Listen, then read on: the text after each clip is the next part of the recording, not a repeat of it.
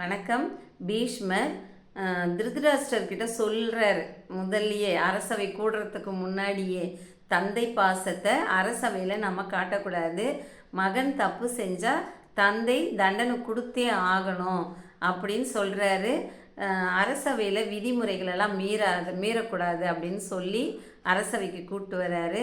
இங்கே கர்ணனையும் அவங்களோட ஃப்ரெண்ட்ஸு சோனு எல்லாரையும் கூப்பிட்டு வந்துடுறாங்க.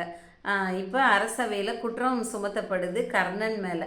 என்னென்னா, துச்சாதனனை இவன் தான் வண்டியிலேருந்து கீழே தள்ளி அடிப்படை வச்சிட்டான் அப்படின்றது குற்றச்சாட்டு. இப்போ திருதராஷ்டிரர் கேட்குறாரு, யார் மேலே குற்றம் சாத்தியிருக்காங்களோ அவங்க பேர் என்னன்னு கேட்குறாரு. ஏன்னா அவருக்கு கண்ணு தெரியாது. அவங்க பேரை சொன்னால் தான் அங்கே நிற்கிறது யாருன்றது தெரியும். உன் பெயர் என்னன்னு கேட்குறாரு.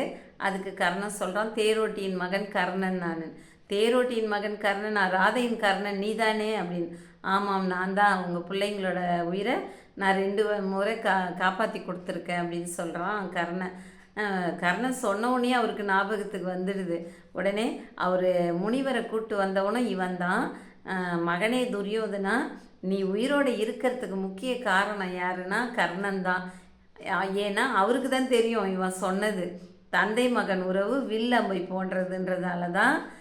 அதை கேட்ட பிறகு தான் அவரோட முடிவையே மாற்றிக்கிறார் இல்லையா. அதனால் துரியோதனங்கிட்ட சொல்கிறார், அவனால் தான் உன்னோட உயிர் இப்போ இருக்குது அப்படின்னு சொல்லிட்டு விதுரரை கூப்பிட்டு சொல்கிறாரு, இது வேறு ஏதாவது குற்றங்கள் இருக்கான்னு விசாரிங்க, என் மகன் தண்டனைக்கு உள்ளாகக்கூடாது அப்படின்றத சொல்லிடுறாரு.